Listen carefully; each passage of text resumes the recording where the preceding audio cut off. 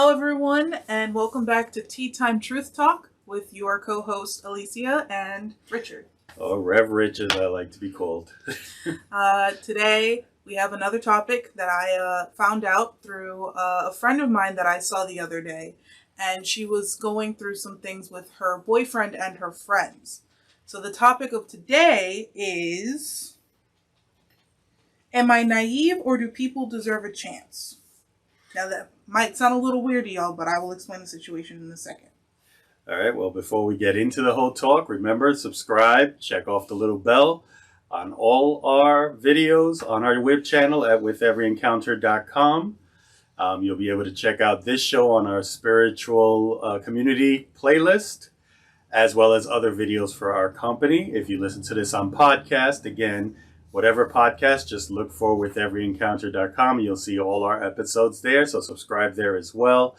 And as always, join us on our webpage at witheverencounter.com, where you can plug through to our YouTube channel and our podcast. So with that, I'll turn it back over so she can explain what the question's about. All right, so the situation goes like this. I'm dating this guy who in high school was a jerk, a bully, and a cheater, and I actually didn't like him at all. But after high school, we accidentally stumbled upon each other one night, and we got to talking, and we became good friends. About a year later, I gave him a chance to go on a date. The date went really well, and we ended up together. We were happy together. He was a great boyfriend. I trusted him, and he trusted me. Sometime later, I told my friends about it, and what they did was unexpected. They kept reminding me about how he was in high school and that I was naive and stupid and blind to see that he would never change and he was a bad guy. Every time I was on the phone with him, they would insult him to his face and they would call him out. They would get mad at me for letting him talk to him, for him talking back to them. And I constantly told them to knock it off, but they wouldn't listen because they were trying to look out for me, as they said. They would try to find an excuse or a situation to get me not to trust him. All of this was one of the main reasons why we broke up, besides others. By the end of it, I just wanted to know, was my friends right or was I right for giving him a chance?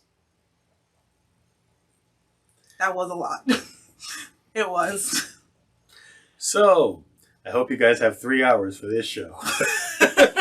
All jokes aside. I mean, it all comes down to one thing, and it's what I always talk about, which is self-responsibility. Your friends mean well from their own perspective, but again, they don't make the choices for you. Your guy friend as well, if you think about it, we've all done stuff in our past that we've all, changed as we grow. There are things in high school that I did that I may not do now. And there may be things that I learned back then that I still do.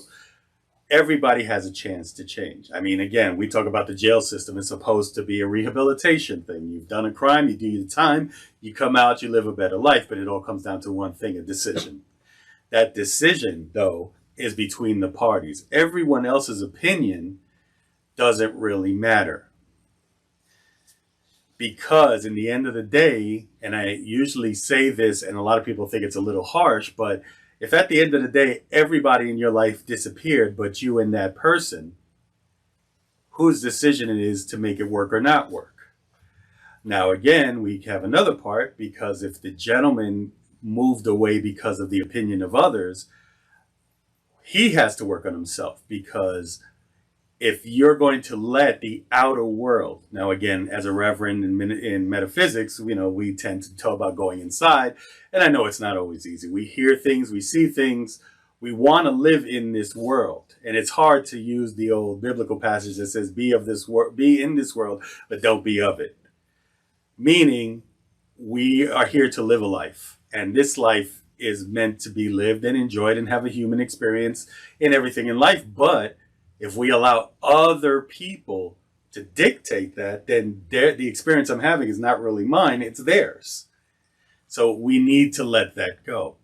But there's so many parties involved here because intention is another thing. Your friend's intention is to protect that person. So when that person wants to protect you, it's heartwarming, but the problem is they're trying to protect you from a perspective or a programming that they've received. So automatically, my assumption, and we all know what they say when you assume, Mm-hmm. is that they came up with people in their lives that either cheated or mistreated them or were untrustworthy. And because of that, they can't look past that to say this person is who he is. But then that also tells me that those people themselves have their own forgiveness work to do, because if they can't see past that person's faults and say, well, maybe there's something in them lovingly, whatever, then it means that they can see something in themselves that mimics in him. So we can get really, really, really, really, really deep into this subject, that we can write about 12 chapters of a book right now. But in all reality, that's the thing. At the end of the day, the person who asked the question and the person affected are the two main characters in this story. But if one of those characters is allowing outer things to influence who they are, then they're not even living their own lives, and they've got a lot of work to do. When that person does that, then we know. And I'll just give a really quick example of my podcast today. I did go back to doing my Worry to Wow in 15-minute podcast. And I talked about that. And one of the things that I would do if I had to change, and the topic is literally 3 things I would do differently. And I live my life with no regrets. So I know that everything in the past was a lesson for me to learn. Every person I met was a teacher in my life. But one of the things I said was I would love myself more quickly. And the reason I said that is because I am a true believer that before I can love somebody, before I can call somebody my spouse, my lover, my friend, whatever, and say I love that person, until I understand what love is for me, then is when I can understand the love for another. When I can empathize, excuse me, with the challenges that I have, then I can empathize with the next person, or love my neighbor as myself, as the biblical passage goes. So there's a lot of work to be done here. It's not an easy answer. But at the end, when we narrow it down, is the friend's intentions are great, but they don't matter. The problem then becomes the two people involved in this situation have work to do on themselves. Mm-hmm. So pretty much what I'm hearing is the one thing that you should definitely try to do is definitely don't take opinions from other people, because again, they could be telling you to go left when in your heart you know you need to go right. And that is the one thing you need to follow the most. And with the relationship itself, if you two truly love each other and love yourselves, nobody else matters. And on top of that, communication is definitely a key, because if it is one thing about that I've learned with a lot of relationships, is that communication does not exist when it really should be. That is very true. Number one, and this is from an older guy, number one reason for divorce is the lack of communication in a relationship. Yep. One other thing I wanted to touch on that you just said, funny, it's very coincidental, it was also part of my podcast today, was discerning opinions. Excuse me. And what do I mean by that is that we are right in this situation when people's opinions said, this is bad, this is bad, this is bad. But when we get into the habit of labeling every opinion as bad, we miss the teachers, we miss the lessons, we miss whatever. So if I can give you one last thing, is to learn to discern. I used to beat myself up because I felt like I was judging everything, and somebody had to explain to me the difference between judging and discerning. And discerning is when you actually listen to an opinion.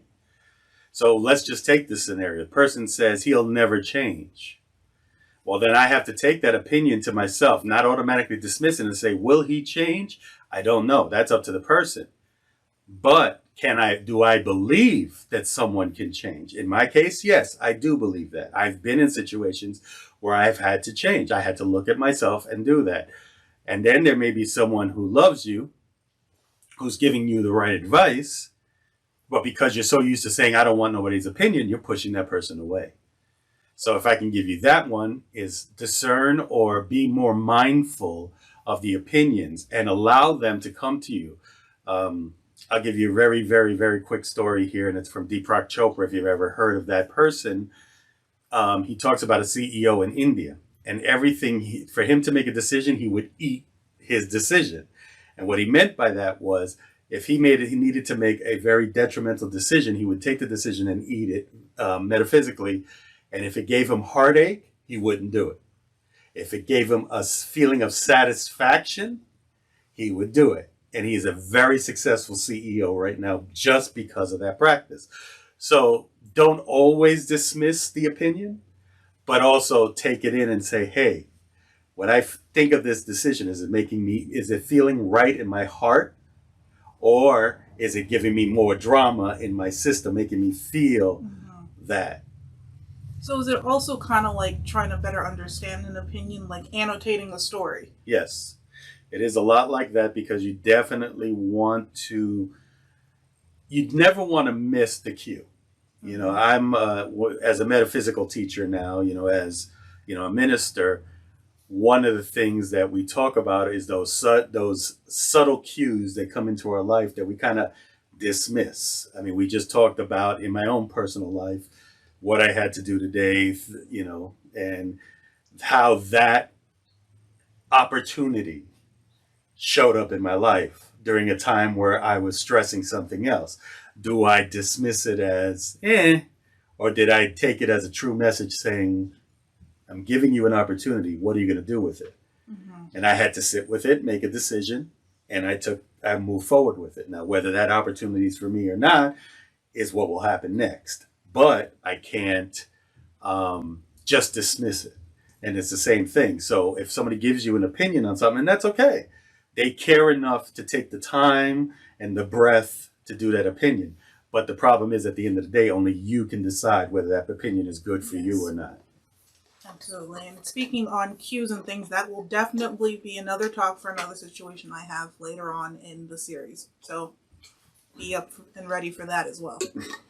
But I think we answered that question pretty well. So I hope that answered the question for you, the person who needed the help, and anyone else who's going through that same situation, because trust me, even if it's one person here, I know plenty of people who have gone through things like this. Look, I'm 51 years old. I've gone through things like this. And I'm still growing, and trust me, I've been through them myself. So thank you. Thank you for the advice. And as always, we thank you for joining us here. Make sure you join us on Meditation Mondays, Wisdom Wednesdays. We have our Tuesday show. And of course, my podcast dropped today, but we will find a day that will be dropping on a normal basis. And we have other things coming up. So as always, check out our website. And if no one else has told you, we love you, and there's nothing you can do about it. And I'll see you on the next episode.